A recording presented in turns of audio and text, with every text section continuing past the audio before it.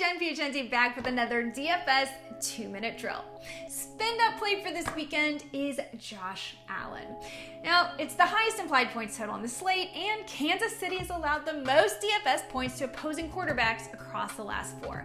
I'm pairing him with the $7,800 Stephon Diggs, who's been targeted 40 times across his last 4.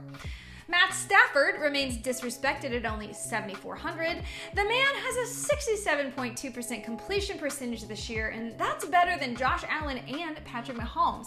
And in week 3, when he faced the Bucs, Stafford threw for 343 yards and 4 touchdowns. And since 80% of the Rams' touchdowns come through the air and the Tampa Bay run defense is stout, you can pair him with Cooper Kupp or pivot to OBJ at only $6,500, who caught all 4 of his targets for 54 yards and a touchdown versus Arizona.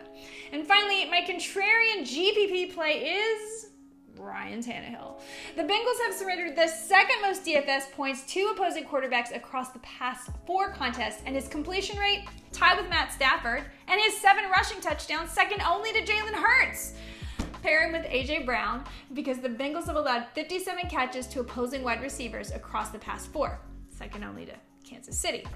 At running back, spin up for King Henry in a great matchup, or spin down for Donta Foreman. The Bengals have allowed an average of 21.4 fantasy points per game to opposing running backs across the last 4 games of the regular season. Devin Singletary and Eli Mitchell are in good spots and get the volume, and Gio Bernard at $5,400 is good value. He saw 7 targets last week from Tom Brady. At wideout, Debo, Chase, Adams, all in good spots. And Brandon Ayuk is a value, leading the Niners last week in catches, targets, and receiving yards versus the Cowboys. I like Allen Lazard, as Green Bay averages 11.6 yards per attempt on passes up the middle of the season, and he's averaged 6 targets and 1 touchdown per game across the past 5. My dart here is Isaiah McKenzie, who was active both through the air and on the ground last week, and he's dirt cheap at $4,800.